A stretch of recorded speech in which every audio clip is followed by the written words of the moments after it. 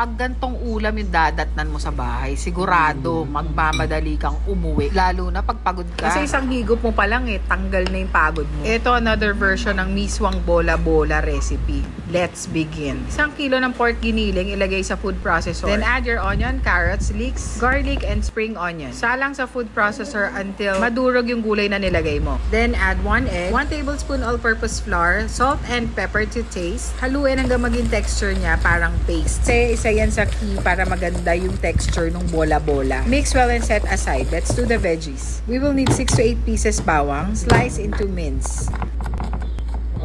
Pero 1 medium-sized sliced onion.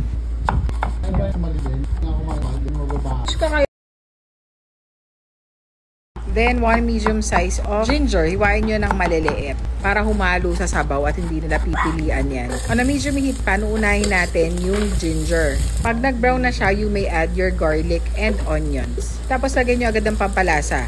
Salt and pepper. Once brown, you may add your water. This is around 2 to 3 liters of water. Depende na lang kung gaano kadami yung gusto nyong sabaw. Pampasarap, 4 cubes. Takpan hanggang kumulo. Pag kumukulo na, ilagay nyo na yung bola-bola isa-isa. Since maganda nga yung texture ng bola-bola, dahil sa process na ginawa natin kanina, pipisil-pisilin nyo lang yan, bilog yan. Tapos hulog nyo na dun sa kumukulong sabaw. Ito yung ulam na mabilisan talaga kahit may meat. Sandali lang, luto na yan. Kaya pag nagmamadali kayo at gusto nyo ng lutong ulam pa rin, lutong bahay, eto, pinakamabilis at hindi nakakasawa. Pampaalat at pampalasa, syempre, patis and ground pepper. Simmer nyo lang ng konti hanggang maluto yung bola-bola, ilagay nyo na agad yung miswa. 3 balot ng miswa tong nilagay ko. Pag nilagay mo na yung miswa, paluto na yan kasi sandali lang yan maluto. Dito sa part na to, adjust nyo na yung taste. Pag kulang sa alat, lagyan nyo ng asin. Pag kulang sa lasa, paminta.